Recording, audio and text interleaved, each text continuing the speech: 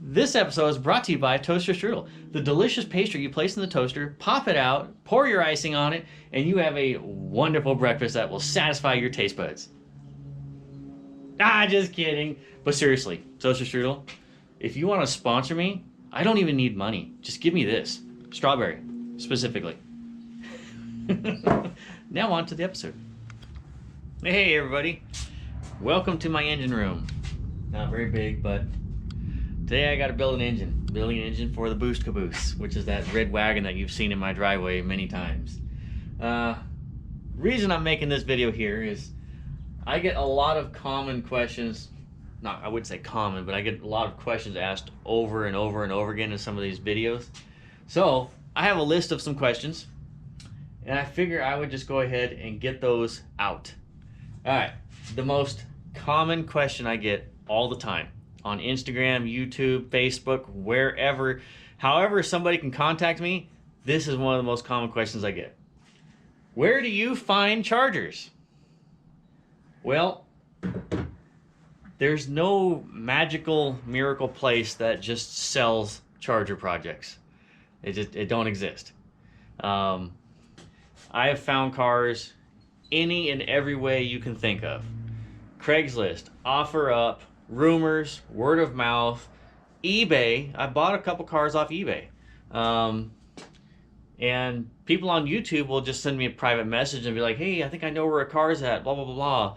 And so I've gotten cars like that. And also I have just stumbled into cars, found them on really accident. And a lot of that is you just have to get out and look. Yes, it kind of goes off of, you know, hints and clues of where a car might be, and so you just have to go out and kind of search that vicinity. But even my dad has found one. He was just driving down a country road, and he knows what chargers look like. Well, he just saw the roof of a charger, and so further inspection, he saw it, went down, looked at it, and told me about it. So then we went up and looked at it, and I ended up buying that car. So a lot of it's just looking. eBay, yeah, if you're looking for a charger, eBay is a pretty good go-to place to go. If you're looking for a deal, eBay is not really the place to go because everyone in the world can see that car for sale. So everyone in the world that wants a charger can go there too, and they bid it up. Craigslist is kind of dead nowadays. Every once in a while someone will throw one up there, but OfferUp, there's cars that pop up on OfferUp. Facebook was actually a really good place for a while to look for a car to pop up. But the problem with Facebook, Craigslist, OfferUp, and pretty much all online sites is if you're not Johnny on the spot, first one to see it, money in hand, and can be there within a day, then most likely you're not going to get it. Unless you contact the guy and tell him, hey, I'll give you more than this much money to get a car. Which actually, on Facebook, there's a car that I did that. He had it for sale, and Mike told me about it, and so I messaged the guy. Actually, it's in my driveway right now. I don't own this car anymore. I actually sold it to the guy I'm actually working on it for. But it is this burnt orange 70 right here. This actually is a very loaded car. Factory 383 big block, automatic, cruise control, power windows, 6-way driver's seat, rear defrost, FM radio, factory rocker molding, and factory luggage rack. Now, in the beginning, I thought luggage racks were pretty gay. Thought they were stupid. They don't belong on muscle cars. But after thinking about it and getting, as you get older, you get wiser, I thought, how cool would it be to have like 10 packs of Coors beer on the back of that thing driving down the road, even just dummy boxes dressed up as Coors. That would be pretty cool. So I even bought an old-time wooden like moonshine crate just so I could put it on a luggage rack. I still have 2 luggage rack 70 chargers, so I'm going to be doing that. But that was a car that I had messaged the guy. He wanted, I don't remember, I think he wanted 12 grand for it, and I messaged him. I was like, hey, I'll give you 14 grand. And about a day or 2 days later, I get a phone call from like FaceTime. I'm like, what the hell is this? So I'm just curious, I answer it, and it's that guy. I was actually the 4th or 5th person on his list But since I was the only one that answered the phone, because he didn't have a phone, he had to go through the computer to call people. And a lot of people think that's kind of scammy things to do, which I thought as well at the same time, but I answered out of curiosity, and boom, I got the car.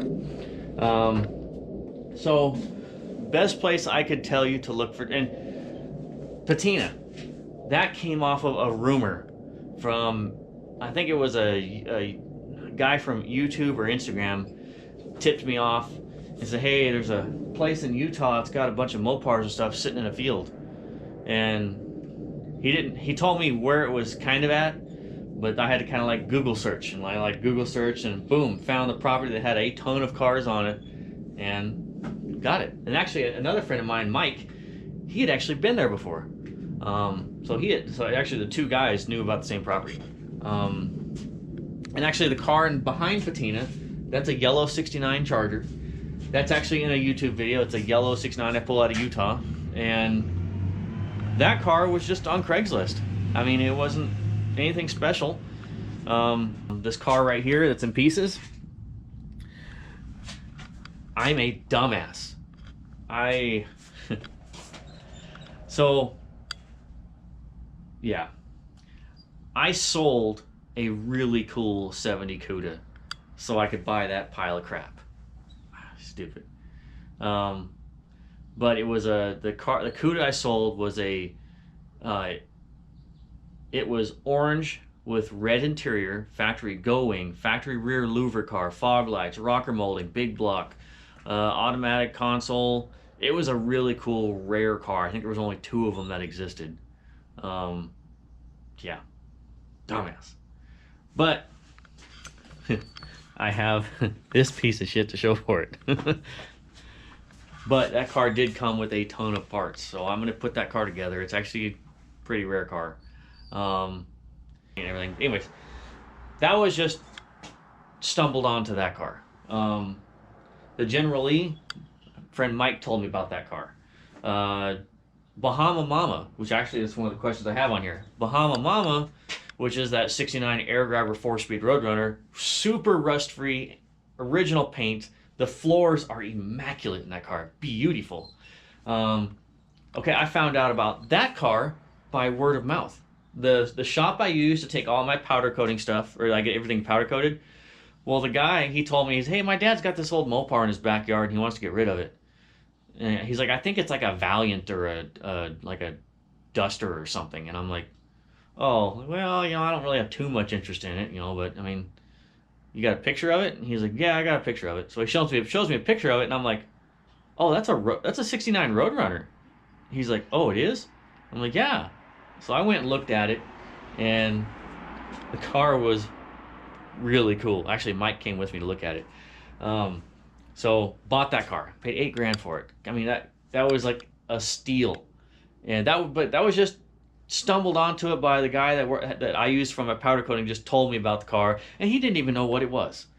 And Patina, or not Patina, Daisy, which is I got another question about that car. That car was on for bbodiesonly.com. The guy, he had it for sale for $5,000. Now, granted, this is, 5 years ago. Probably 5 years ago by now. Man, time flies. But he was asking $5,000, and people were trash talking the ad. A complete 69 Charger for $5,000, just completely trash talking it. And so what I did is I messaged the guy. I was like, hey, all those guys are freaking idiots. I was like, I'll give you $5,500 just to hold on to the car, because I was out of town. I'll give you $500 more just to hold on to it for like a week till I get home, and I'll wire you the money. And he did, and that's how I got Daisy. And so a lot of these cars, you can find them anywhere, everywhere, rumors, word of mouth, and I spent way too much time on that one question. So, what's going on with the black 69 RT 4-speed car? All right, that is a super rare car, bitchin' car. I have always wanted a black 4-speed, evil-looking Charger. I was just gonna paint one, whatever.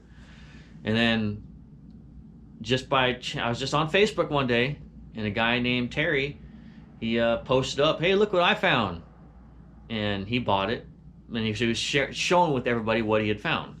And I was like, holy crap, I want that car. So I messaged the guy, and I ended up buying the car. Anyways, that car is sitting at my place in Arizona, and it's like all high-end cars that I want to restore nicely. It's just sitting because I want to get my drivers, my fun beaters, and all that stuff on the road. I need to get Eliminator fixed, Patina. Oh, Eliminator's another car. I got to answer the question. So I got Patina, Eliminator. I need to get the General worked on, Smurf, Daisy. All these cars are cars I had before that. So I need to get that going or get those fixed. So it is on the list, but for right now, it's just kind of sitting, waiting its turn. All right, what is going on with Daisy? Kind of the same thing. I kind of need to go backwards on that car. I've learned a lot since I started it, and I'm going to redo the front suspension, redo the rear suspension, and I'm actually going to tube chassis the front half because I can't, with the size tire I have in the front, I can't get the steering angle I want for the drifting with the stock frame rails unless I push the wheels way outside the body, and it just looks retarded. So I'm going to narrow the front frame rails, and then I'm going to get rid of the rack and pinion setup I made for it. Yeah, it's kind of neat, but it's dumb. After thinking about it, it's just dumb. I just have that thought in the back of my head of that rack and pinion breaking because it's not meant for a full-size car. And then with that rack and pinion there and the stock K-frame, my oil pan is literally like 4.5 quarts, which is no bueno. So I'm just going to redo the front clip. And so with that being said, it's kind of sitting at the moment because I need to get some of these other cars going. What is going on with Patina? Well, actually, I'm getting ready to air the series on that car of what's going on with it. So I'll give you a little teaser. Oh, that's all you get. And then we got a little bit of... Oh, that's all you get too. Then we got some... Oh, that's all you get. So, you got to stick around for the videos on this car. That is the most money I have ever spent on a car, and it still looks like a project car. It's not getting painted. Oh, another question I always get is, when are you going to paint it? Never. That'd be stupid to paint over all that awesome patina. So, never. It's never getting painted unless years down the road I decide, okay, I did the patina thing, it's cool, blah, blah, blah. Now I'm going to paint it. But for right now, I love the natural patina on that car. I specifically wanted this car to look like that. I put new frame rails, new trunk pan, fixed a bunch of things on that car, and kept the patina. So, next question. How much is a charger? I do get that question a lot. That is such a vague question, it's hard to answer. Really, it's depending on what the seller wants, because chargers are super hot right now. And I'm not like charger only guy. I just, they were my favorite car, so that's kind of what I've collected the most. But I do have other cars other than chargers. But a charger is kind of whatever the seller wants. I mean, it is a seller's market right now. And like my cars, like I get asked all the time, would you sell this car? Would you sell that car? It's like, no. I just turned down a huge offer on the black 6.9 RT 4-speed car because I want it, so I turned that down. But I don't, just as a rough estimate, what I've seen chargers selling for, if it's a complete kind of rusty project car, they're usually that $20,000 and under mark. Now, cars that are over that $20,000 mark, they have to have some little bit of rarity or something unique about it in order to be worth that in a project status form. And then the prices just go up from there. I mean, those prices are not set in stone. I mean, I've seen people sell cars that I thought was, wow, that is freaking retarded how much that guy paid for that car. But the buyer really wanted it. And obviously the seller, obviously had some attachment to it too. So the buyer had to pony up and pay for it. or just pure greed. The seller wanted a lot of money. It just depends. But really, you just kind of have to shop around. And the bad thing is, if you find a good deal on a charger, you just need to shut up, not tell a whole lot of people about it, and just go buy it. Because as soon as you find it and post it on, I see this all the time on Facebook, and it's really annoying. Oh, I just found this charger. What's it worth? You obviously know what it's worth, because I mean, you're thinking about buying it. But you get guys that come up on there and answer, and you get guys that are still stuck in the 80s on these values. I mean, like a complete 69 charger that is pretty solid. Guys will say, oh, that's worth about, 5 to 10 grand. It's like, welcome to 2020. Glad you got out of your coma. But the prices just really depend on the seller. So if you find a good deal on it, buy it. Because from what I've seen, like a graph, if you look at the value on these chargers on a graph chart, it has done nothing but this since I have gotten into the charger world. I mean, 5 years ago, the pricing on these cars was drastically different than what it is right now. And that's just in 5 years. So if you're thinking about buying a car and you find a remotely good deal on it, or even just a fair deal, market value deal, and you don't buy it because you think, oh, I'm going to find a better deal right around the corner. Most likely you're not, because every Tom, Dick, and Larry is also looking for the same car. Again, super popular car, extremely valuable and desirable. So if you don't buy it, the person right behind you is going to. Kind of got off topic on that one, but anyways, let's see. How many chargers do you... Oh, wait, I missed one. Here's another common question. What do your neighbors think of you? I don't really give a shit, honestly. But all my neighbors are actually pretty cool. The ones immediately next to me, they used to have Mopars themselves, a Challenger and a Roadrunner.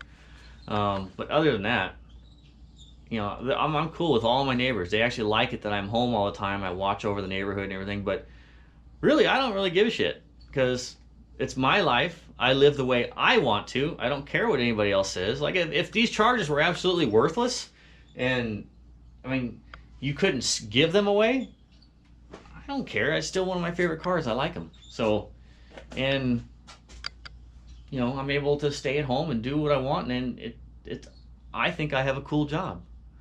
So, and the YouTube is fun too. YouTube doesn't pay a whole lot, but it does help cover the monthly bills and stuff like that. How many chargers do you have? I have, well, I got my red 68 RT over there. So I got 1, 2, 3, 4, 5. I got 5 at my house that are mine. Then I got 1, 2, 3, 4, 5, 6, 7. Okay, I got 15 chargers. That's how many I own right now. And yeah, 15 chargers sounds like, wow, he's got 15 chargers, but half of my chargers look like that.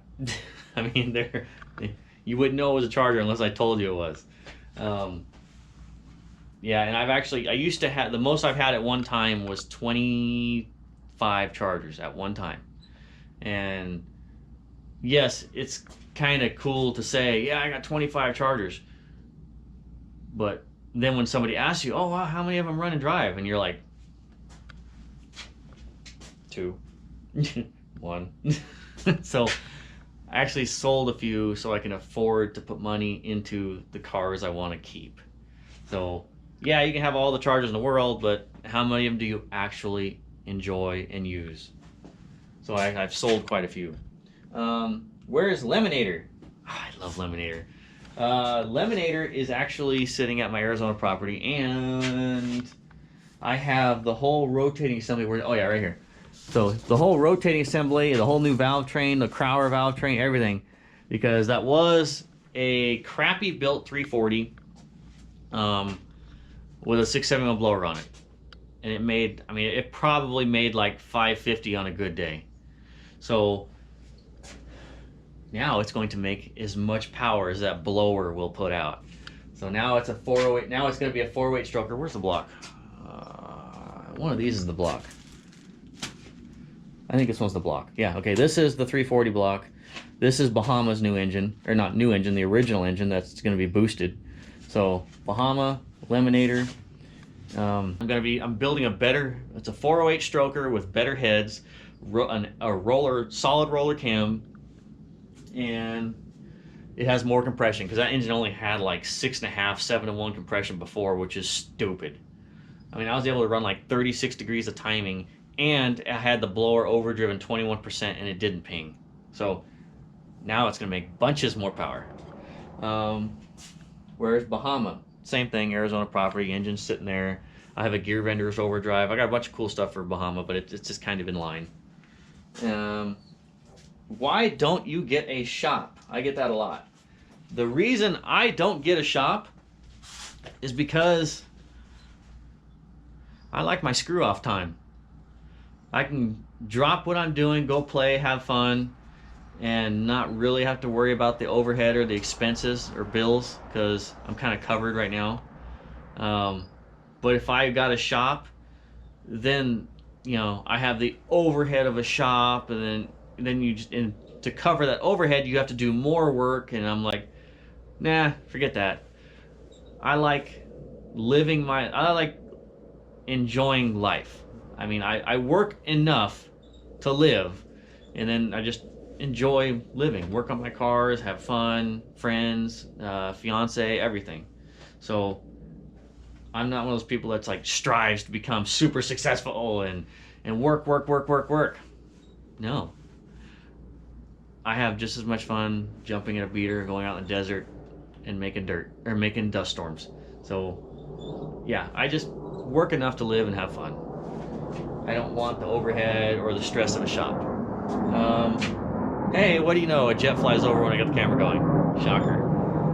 All right, well that pretty much covers my questions, or the most common questions I get. If you have another one, go ahead and drop a comment, and then I'll kind of scour over the comments and see what I can answer like on the next go around, like a while from now. So, Sam, say goodbye. Good girl. She's on top of it. Because I got to get back to putting an engine together. And I got to get to work on this thing. I got to drop off one of the dusters that I sold out of that Utah yard. So, yep, this is going to be Bahama, or not Bahama, but the Boost Caboose 400. So, all right, guys. Well, thanks for watching. Wow, this is a long video. 25 minutes. Wow, I've been bullshitting that long. I'm sure a lot of you guys are really annoyed at that. All right, see ya.